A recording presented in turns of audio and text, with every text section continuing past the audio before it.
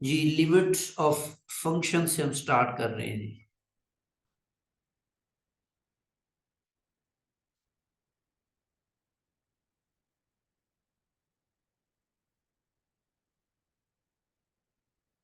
Ji, first of all हम define करते हैं जी limit of a function. Function की लिमिट से क्या मुराद है, इसको पहले मैं डिफाइन करता हूँ इन टर्म्स ऑफ मैट्रिसेस। जो मैट्रिक स्पेसिस हमने पढ़ी हुई हैं, क्योंकि रियल एनालिसिस के अंदर हम जो यूजुअल मैट्रिक हम डिफाइन करते हैं सेट ऑफ रियल नंबर के ऊपर, तो इसीलिए हम इसको मैट्रिक स्पेस के अंदर भी देखेंगे, फिर हम जो यूजुअल नोटेशन यूज करते हैं कैलकुलस के अंदर उसके लिहाज से भी इसको देखेंगे। तो पहले मैं इसको डिफाइन कर रहा हूं यहां पर इस लिहाज से। सपोज हमने कर लिया है कि let's X D X and Y D Y be two metric spaces. ये हमारे पास कोई भी दो मीट्रिक स्पेसिस है। ई जो है ये हमने सपोज कर लिया हुआ है सबसेट ऑफ एक्स, ये एक्स का सबसेट है। F maps E into Y, F एक फंक्शन है from this set E into Y, and P is a limit point of E. जो पी पॉइंट है वो ई का लिमिट पॉइंट है, या फिर हम इसको क्लस्टर पॉइंट भी कह सकते हैं। तो इसलिए हम यूं लिखेंगे कि एफ ऑफ एक्स जो है ये क्यू को अप्रोच कर रहा है as X approaches to P. तो थोड़ा सा हम डायग्राम का यूज करके इसको सीखने की कोशिश करते हैं। सपोज कर लें कि यहाँ पर ये हमारे पास कोई सेट एक्स है, और यहाँ पर आपके पास कोई दूसरा सेट है वाई। ये हमारे पास एक सेट वाई है। उसके बाद हमने सपोज कर लिया कि एक्स का कोई एक सब सेट हमने लिया हुआ है, ये एक्स का सब सेट है, दैट इज ई। तो इस ये जो इसका सब सेट है, इससे हमने एक मैपिंग डिफाइन कर ली हुई है। ये हमने इसके ऊपर एक फंक्शन डिफाइन कर लिया है, इस फंक्शन ने हमने एफ का नाम दिया हुआ है। यहां पर जो पॉइंट पी है is a limit point of, ये हमने टोपोलॉजी के कोर्स में लिमिट पॉइंट का कंसेप्ट पढ़ा हुआ है। अब यहाँ पर हम सपोज कर लेते हैं कि यहाँ ये कोई भी एक पॉइंट है, इसको मैं पी का नाम दे रहा हूँ। तो ये पी पॉइंट जो है ये ई का लिमिट पॉइंट है। तो अब यहाँ पर ऐसा है कि इसके अंदर कोई एक पॉइंट हमें मिल गया इस सेट के अंदर वाई के अंदर, और उसको हमने नाम दे दिया हुआ है जी क्यू का। यहाँ पे ये कोई पॉइंट क्यू है। तो अब वो ये कह रहे हैं कि अगर ये जो इस सेट ई का जो लिमिट पॉइंट है ना पी, तो आप इसमें से कोई भी एक पॉइंट पिक करें जिसको हम एक्स का नाम देंगे, ये एक्स। तो अगर ये पॉइंट जो इस ई के अंदर है एक्स, ये इस पॉइंट पी को अप्रोच करे, तो फिर यहां पर कोई भी आर्बिट्रेरी पॉइंट आप जो चूज करेंगे जिसको हम एफ ऑफ एक्स का नाम देंगे, फिर वो क्यू को अप्रोच करेगा। एक्स पी को अप्रोच करे तो एफ ऑफ एक्स जो होगा वो क्यू को अप्रोच करेगा। तो नोटेशनली हम इसको यूं राइट करेंगे जी कि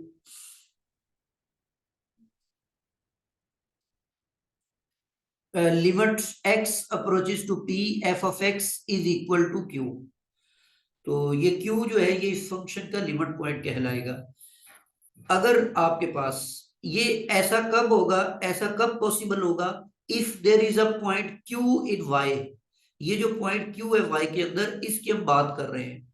for every epsilon greater than zero there exist a delta greater than zero such that, अगर आप एफ ऑफ एक्स और क्यू के दरमियान डिस्टेंस निकालते हैं, मीट्रिक से मुराद हमारा डिस्टेंस ही होता है। तो यहां पर आपने जो कोई भी आर्बिट्रेरी पॉइंट चूज किया था एफ ऑफ एक्स, सपोज कर लीजिए कोई पॉइंट इसके अंदर एफ ऑफ एक्स है, तो इन दोनों के दरमियान में आपने ये डिस्टेंस कैलकुलेट करना है एफ ऑफ एक्स और क्यू के दरमियान। तो ये जो डिस्टेंस है ये उस एप्सिलॉन से स्मॉलर होना चाहिए, मतलब ये दोनों पॉइंट्स वेरी क्लोज होने चाहिए। तो ये तब पॉसिबल हो जब x और p के दरमियान जो डिस्टेंस है, यहां पर ये पॉइंट हमने x चूज किया था और ये p है, इन दोनों के बीच में जो डिस्टेंस है फिर वो डेल्टा से लेस देन होना चाहिए, और ये पॉजिटिव होना चाहिए ये डिस्टेंस, मतलब जीरो नहीं होना चाहिए। तो पॉजिटिव हो, जीरो ना हो, इसका मतलब ये है कि वो जो x है वो p के इक्वल ना हो। उस पॉइंट x को आपने p के इक्वल नहीं लेना। अच्छा, यहां पर एक नोट है कि अगर, तो ये हम मैट्रिक्स स्पेसिस के अंदर इस तरह से डिफाइन कर लेते हैं जी इनको।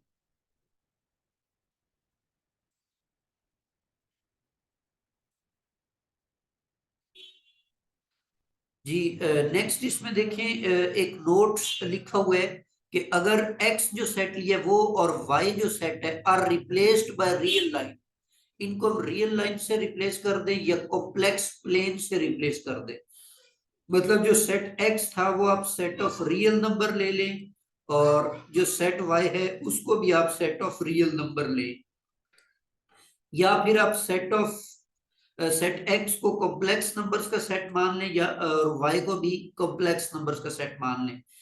और बस सम यूक्लिडियन स्पेस आर के, ये जो डिफाइन करते हैं, आर स्क्वायर हो गया, आर थ्री हो गया, ये यूक्लिडियन प्लेन कहलाता है, ये यूक्लिडियन स्पेस कहलाता है। आगे इसकी जो डायमेंशन है वो आप बढ़ाते जाएं, तो इनमें से भी आप एक्स और वाई को चूज कर सकते हैं। एक्स और वाई जो है वो इनके बराबर भी हो सकते हैं।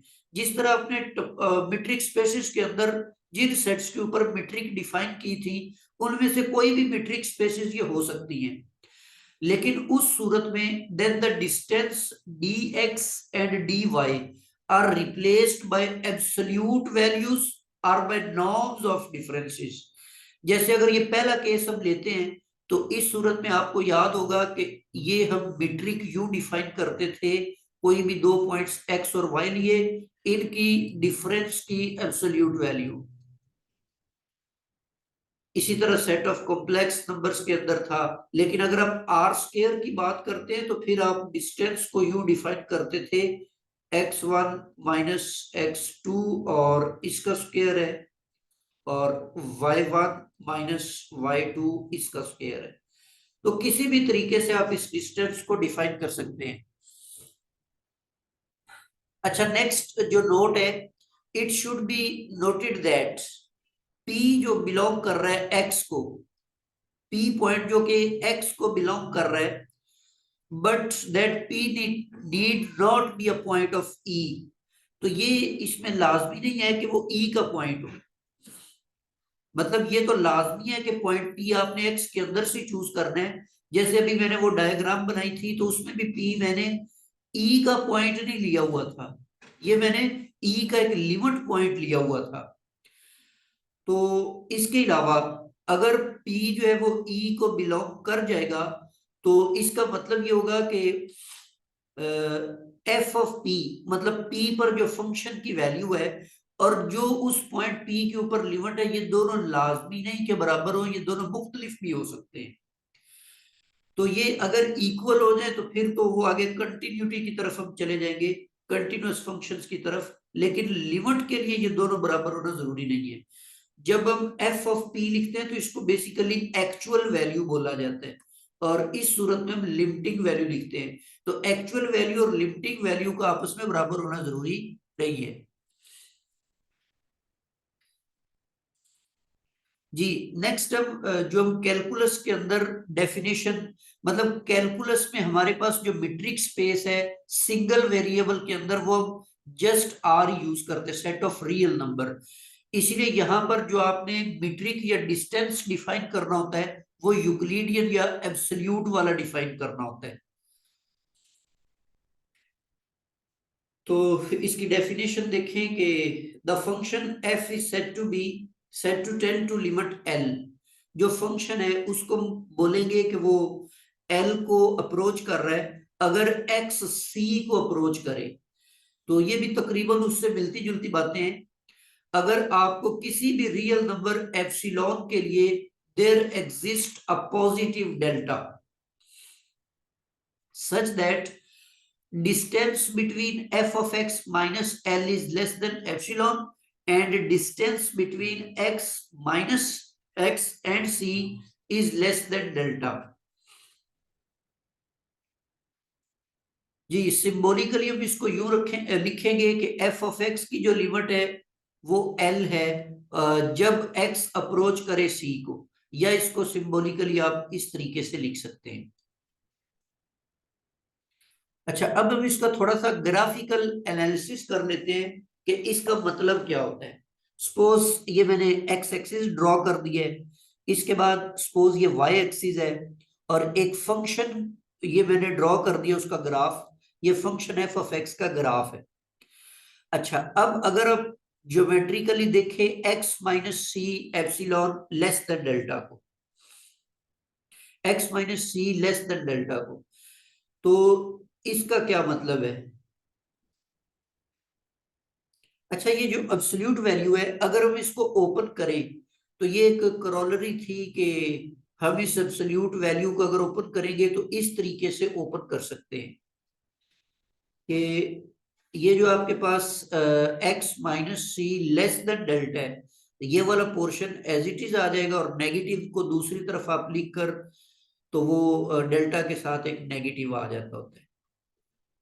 अच्छा, यहां से अगर आप x की वैल्यू निकालें, तो ये जो c है ये बोथ साइड्स पे चला जाएगा, क्योंकि ये टू इनइक्वालिटीज है, वन नहीं है, तो c इस तरफ भी जाके प्लस हो जाएगा, और ये जो c है ये दूसरी इनइक्वालिटी की तरफ भी प्लस हो जाएगा, तो ये बन जाएगा c माइनस डेल्टा, और ये बन जाएगा डेल्टा प्लस c। इसका मतलब ये बना कि x is greater than c minus delta and x is less than delta plus c। तो मतलब x एक ऐसा नंबर है जो इन दो नंबर्स के दरमियान में लाई कर रहा है। तो x belongs to this interval c minus delta and c plus delta. तो ये तो इस इनइक्वालिटी का मतलब हो गया। अब यहाँ पर हम ग्राफ की तरफ दोबारा आते हैं। यहाँ पर हम सपोज कर रहे हैं कि ये c है, ये कोई पॉइंट c है, और ये c माइनस डेल्टा कोई पॉइंट है, और ये c प्लस डेल्टा है। c पर मैंने एक वर्टिकल लाइन ड्रॉ की जो ग्राफ को किसी पॉइंट पे इंटरसेक्ट कर रही थी।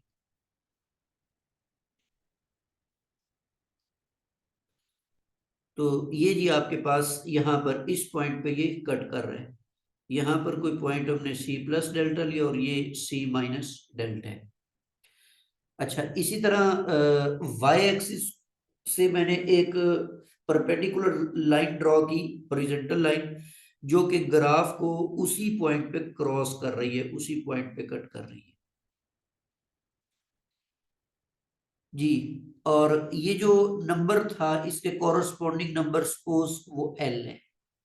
अच्छा, c माइनस डेल्टा पर भी एक लाइन जो ग्राफ को क्रॉस कर रही है, और उसके कॉरस्पॉन्डिंग y के ऊपर एक पॉइंट l माइनस एप्सिलॉन, और इसी तरह c प्लस डेल्टा के ऊपर एक लाइन, और इसके कॉरस्पॉन्डिंग y के ऊपर l प्लस एप्सिलॉन। तो अब अगर आप इसको देखें, दूसरी जो इनइक्वालिटी थी f of x minus L less than epsilon, तो इसका क्या मतलब है। इसको भी बिल्कुल आप उसी तरीके से ओपन करें, F of X minus L less than epsilon आ जाएगा, और ग्रेटर देन माइनस एप्सिलॉन आएगा। तो एल जो है एल माइनस हो रहा है, दोनों इनइक्वालिटीज के अंदर जाकर ये प्लस हो जाएगा, राइट साइड पे एप्सिलॉन प्लस एल, और लेफ्ट साइड पे एल माइनस एप्सिलॉन। तो इसका मतलब है कि F of X belongs to this interval L minus epsilon and L plus epsilon.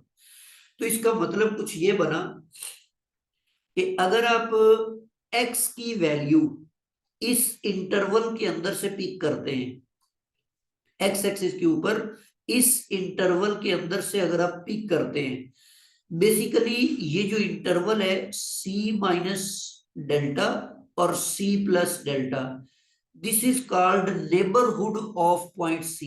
ये c का नेबरहुड है कि अगर आप x कोई भी ऐसा पॉइंट लेते हैं जो c के नेबरहुड को बिलोंग करता हो, तो फिर y की जो वैल्यू होगी वो l के नेबरहुड में से आएगी। ठीक है, इन अदर वर्ड्स अगर आप इनको ज्वाइन कर देते इस तरीके से, तो ये एक रेक्टेंगल बन जाती है। तो इस रेक्टेंगल में सपोज आप c से कोई छोटी वैल्यू यूज करके c को अप्रोच करते हैं लेफ्ट साइड से, तो बेसिकली आप यू मूव कर रहे हैं इस ग्राफ के ऊपर, यू मूव करते जा रहे हैं इस पॉइंट के ऊपर, यहां पर आना चाहते हैं। इसी तरह अगर आप सी को राइट साइड से अप्रोच करते हैं सी पर आने के लिए, तो बेसिकली आप ग्राफ से यू नीचे आते जा रहे हैं ऐसे। तो y पर भी आप इसी तरह मूव करेंगे कि अगर आप c से स्मॉलर वैल्यूज यूज करते हैं तो y की वैल्यूज यहां से l को अप्रोच u करेंगी, और जब आप राइट साइड से c को अप्रोच करेंगे तो फिर वो यहां से इस तरह से आएगा। तो इसका मतलब है कि ये जो रेक्टेंगल सी बन गई है ये वाली, इसके अंदर वो लिमिट पॉइंट मौजूद होगा। तो ये इसका ज्योमेट्रिकल मीनिंग है जी। अगर आप सी को उसके नेबरहुड में लेफ्ट साइड से अप्रोच करें या राइट साइड से अप्रोच करें, तो y की जो वैल्यूज है वो चूंकि x की वैल्यूज पर डिपेंड कर रही होती हैं, तो फिर y भी l को अप्रोच करेगा उसके नेबरहुड के अंदर। This is the geometrical meaning of limits. जी नेक्स्ट हम बात कर लेते हैं जी left hand limit of a function. The function, अभी जो मैंने बताया कि आप x को अप्रोच कर सकते हैं लेफ्ट साइड से भी और राइट साइड से। So the function is said to tend to limit L as x tends to c from left if for each epsilon greater than 0 there exists a delta such that। अच्छा अब आप देखें जो अभी हमने definition उसकी पढ़ी, उसमें यहां पर क्या था, मतलब इंटरवल हमने कुछ यूं बनाया हुआ था। यहां पर ये c है और ये आपके पास c प्लस डेल्टा है, उससे लार्जर वैल्यू है, ये c से स्मॉलर वैल्यू है। तो लेफ्ट हैंड लिमिट का मतलब ये है कि आप ऐसे अप्रोच करें, c को अप्रोच करेंगे आप फ्रॉम लेफ्ट साइड से।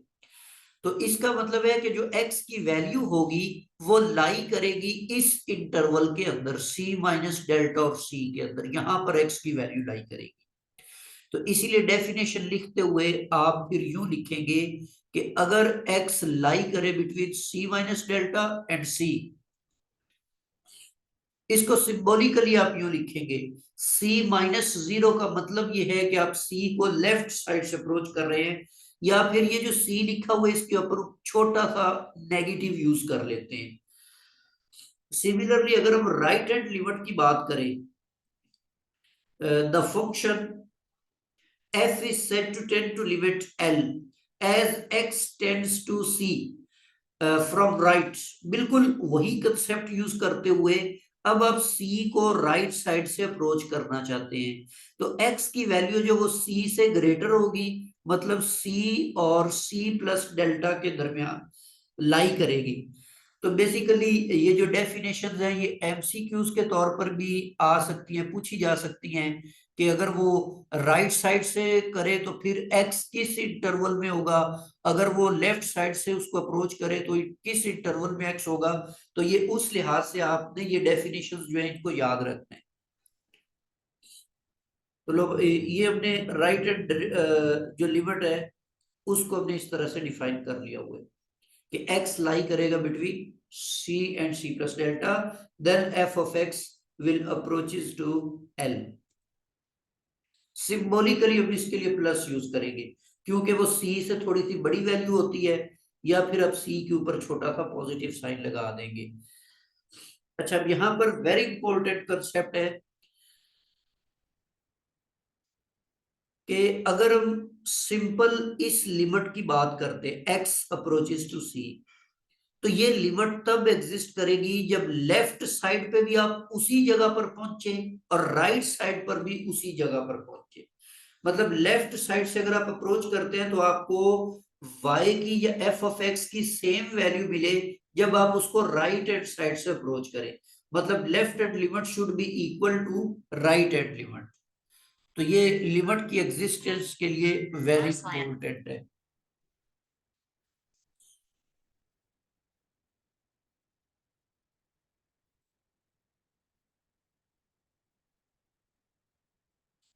जी नेक्स्ट आपके पास है infinite limits of a function. The function f is said to tend to limit infinity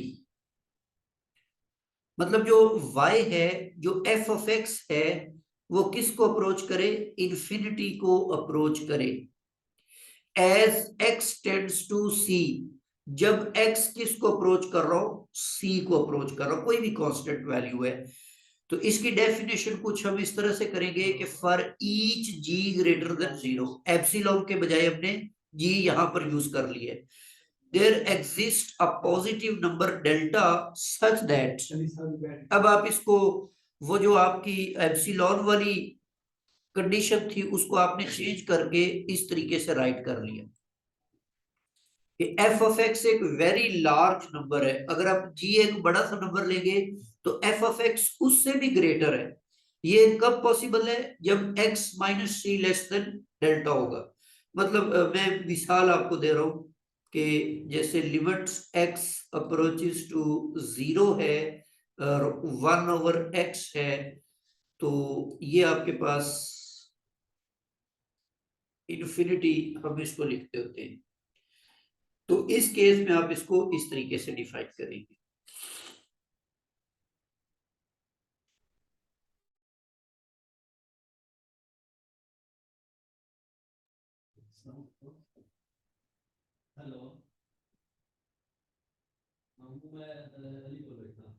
ji, symbolically हम इसको इस तरीके से राइट करेंगे। और इसी तरह से अगर आप नेगेटिव इन्फिनिटी के लिए आप इसको डिफाइन करना चाहते हैं, फंक्शन अप्रोच करें नेगेटिव इन्फिनिटी को एज एक्स टेंड्स टू सी, तो फिर आप इसको इसी तरीके से डिफाइन करते हुए, बट यहां पर ये लेस देन माइनस जी होगा डेफिनेशन के according.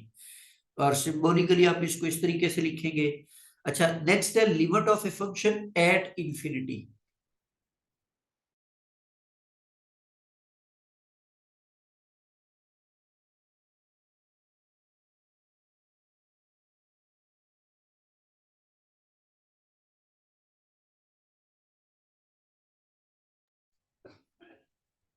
Ji, limit of a function at infinity, मतलब अब x की वैल्यू आपने इंफिनिटी चूज करनी होगी।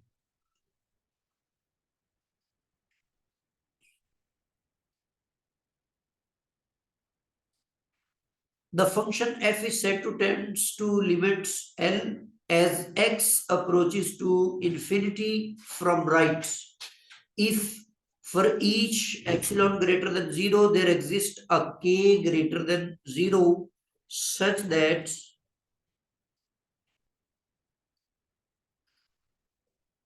जी, अब यहां पर आपने ये condition F of X minus L जो है वो लेस देन एप्सिलॉन लिखी है, क्योंकि y की वैल्यू फाइनाइट थी, जबकि x की वैल्यू इनफाइनाइट थी। तो x की जो कंडीशन है वो हमने यहां पर ये राइट कर दिया है कि x is greater than k। Symbolically हम इसको इस तरीके से लिखेंगे। तो similarly infinite limit of a function at infinity, मतलब दोनों ही इंफिनिटी आ जाए, तो उसको आप यूं डिफाइन करेंगे कि x tends to f is said to tend to limit infinity as x tends to infinity from right if for each g greater than 0 there exists a k greater than 0 such that f of x भी एक very large number है और x जो है ये भी एक very large number है, कि आप कोई भी नंबर चूज करते हैं g कोई भी पॉजिटिव नंबर है तो f ऑफ x उससे भी लार्ज है। और अगर आप k कोई वेरी लार्ज नंबर चूज करते हैं तो x उससे भी लार्ज होगा। सिंबॉलिकली हम इसको इस तरीके से राइट करते हैं। जी, नेक्स्ट आपके पास है infinite limit of a function. Sorry, ये तो हम कर चुके हैं, ये स्लाइड रिपीट हो गई।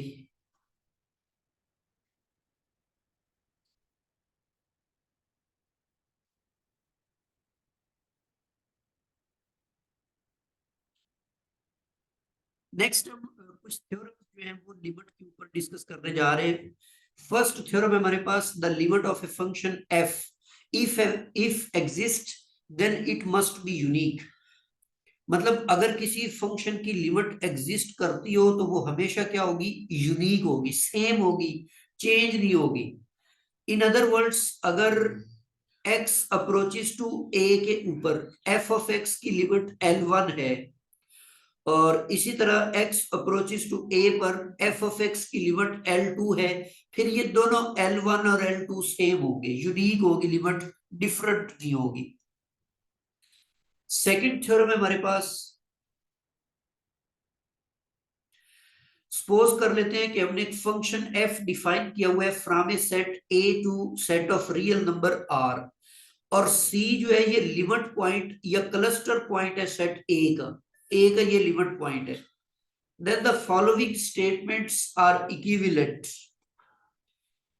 जी पहली स्टेटमेंट ये है कि अगर लिमिट अप्रोच करे, limit of F of X as X approaches to C is equal to L, मतलब एफ ऑफ एक्स की लिमिट जो है ये एल हो, तो इसका मतलब ये होगा कि गिवन एनी एप्सिलॉन नेबरहुड, उस नेबरहुड को ये नाम दे दिया। ये वही चीजें हैं जो मैंने आपको पहले ही बता दी थी जब हमने वो ग्राफ को डिस्कस किया, कि यहाँ पर इस तरह से हमने ग्राफ बनाया था कि ये कोई पॉइंट सी है, तो ये सी का एक नेबरहुड होगा उस, और यहाँ पर कोई पॉइंट एल है और ये उसका कोई नेबरहुड है।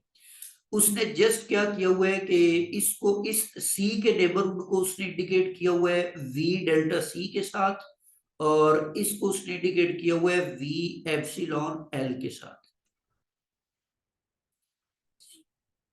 तो वो ये कह रहा है कि ये एल का नेबरहुड है और ये जो है पॉइंट सी का नेबरहुड है, और एक्स कोई भी डिफरेंट पॉइंट है सी से, मतलब सी नहीं लेना आपने, इस पॉइंट को नहीं लेना, इसके सराउंडिंग में कोई भी नेबरहुड से आप कोई भी पॉइंट एक्स चूज कर सकते हैं।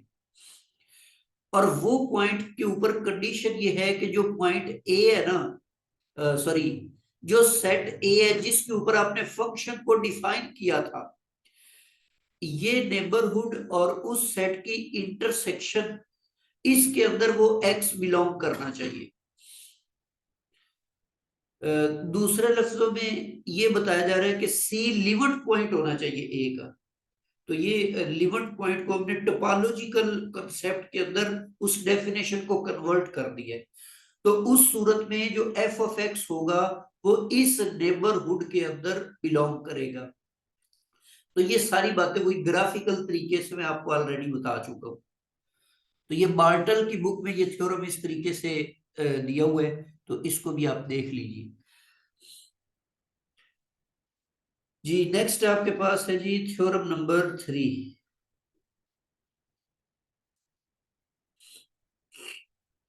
If f of x approaches to L as x approaches to C, then f of x approaches to absolute value of f of x approaches to absolute value of L।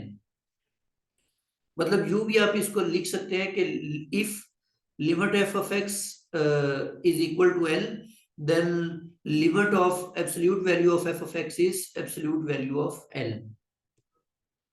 Similarly एक और theorem है कि अगर F of x approach करे L को और x approach करे कर रहा हो सी को, तो उस सूरत में एफ ऑफ एक्स का जो स्क्वायर रूट है वो एल के स्क्वायर रूट को अप्रोच करेगा। थ्योरम नंबर 5 है हमारे पास, ए कोई भी सबसेट है रियल नंबर्स का, और हमने फंक्शन डिफाइन कर लिया जी from A to set of real number R, और सी जो है ये आपके पास कोई भी रियल नंबर है, has a limit at C, तो सी के ऊपर इस फंक्शन की लिमिट होगी, then F is bounded on some neighbourhood of C. तो फिर ये जो फंक्शन एफ होगा ये उस सी के नेबरहुड के ऊपर बाउंडेड होगा। थोड़ा सा हम इसको इस तरीके से देख लेते हैं कि ये आपके पास इस तरीके से सेट ऑफ रियल नंबर है, और इसका मैंने कोई भी एक सेट यहां पर ए चूज कर लिया हुआ है, ये सेट ए है, और ए जो है ये आर का सबसेट है, ये भी जेन में रखें। तो यहां से आपने एक फंक्शन डिफाइन किया एफ, यहां पर सी जो है सी, ये सपोज कर लिया सी कोई भी पॉइंट है, तो वो ये कह रहा है कि सी का जो आप नेबरहुड लेंगे ना, ये सपोज कर ले सी का नेबरहुड है, ये पॉइंट सी है, तो इसके ऊपर ये फंक्शन जो होगा ये बाउंडेड होगा। मतलब बाउंडेड फंक्शन का क्या मतलब होता है कि एफ ऑफ एक्स जो है, आपको एक रियल नंबर ऐसा मिल जाए कि इसकी सारी जो वैल्यूज है उस रियल नंबर के से लेस देन हो, तो उस नेबरहुड की कोई भी वैल्यू आप यूज करेंगे तो एफ ऑफ एक्स जो होगा वो इस इनइक्वालिटी को सेटिस्फाई कर रहा होगा।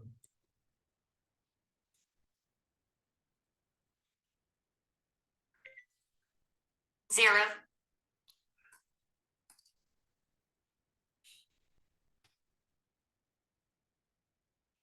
जी नेक्स्ट हमारे पास कुछ बेसिक थ्योरम्स हैं। 0, 3. ये भी हम ऑलरेडी एफएससी में भी पढ़ चुके हैं, बीएससी के अंदर भी पढ़े थे, इनको भी आप देख लें। फर्स्ट स्टेट करते हैं इसको, F and G are two functions defined on some neighbourhood of C such that F of X approaches to L and G of X, यहाँ पर ये G of X, G of X approaches to M, तो उस सूरत में limit of sum of both functions is equal to sum of their limits and limit of their difference is equal to difference of their limits, ठीक है, and limit of product of both functions is equal to product of their limits। Similarly quotient के लिए है, और ये linear combination है दोनों functions F of X and G of X का। तो ये जस्ट आप इसको याद कर लें, ये बेसिक थ्योरम्स है लिमिट के। जी नेक्स्ट आपके पास है जी theorem number 7। If limit x approaches to C F of X exist, F of X function की सी के ऊपर लिमिट एग्जिस्ट करती हो और जी ऑफ एक्स की जो लिमिट है सी के ऊपर वो एग्जिस्ट ना करती हो, तो इनका जो सम है ना, इन दोनों फंक्शंस का सम उसी पॉइंट सी पर ये वाली लिमिट भी एग्जिस्ट नहीं करेगी। तो इसकी कोई भी आप एग्जांपल ले लें, जैसे मिसाल के तौर पर एफ ऑफ एक्स है जी आपके पास इक्वल टू एक्स, तो एक्स अप्रोच कर रहा हूं जी सी को, तो उस सूरत में ये जो लिमिट है ये किसको अप्रोच कर जाएगी, जीरो को, लिमिट एग्जिस्ट कर रही है। अब एक ऐसा फंक्शन हमने लेना है जी लिमिट एग्जिस्ट ना करती हो, तो उसके लिए हमने सपोज कर लेते हैं जी आपके पास जो फंक्शन है ना इंटीजर, ग्रेटेस्ट इंटीजर फंक्शन, तो जीरो पर इसकी लिमिट एग्जिस्ट नहीं करती। तो जब मैं दोनों का सम करूंगा, ये ये आप लोग राइट ना करें स्लाइड्स के ऊपर, तो अगर मैं इन दोनों का सम बना लेता हूं x प्लस एक्स, तो ये लिमिट भी एग्जिस्ट, इसकी लिमिट भी जीरो के ऊपर एग्जिस्ट नहीं करेगी, ठीक है। मतलब एक फंक्शन की लिमिट एग्जिस्ट करती हो, दूसरे फंक्शन की लिमिट एग्जिस्ट ना करती हो, तो उनका जो सम बनेगा दोनों फंक्शंस का उसकी भी लिमिट एग्जिस्ट नहीं करेगी।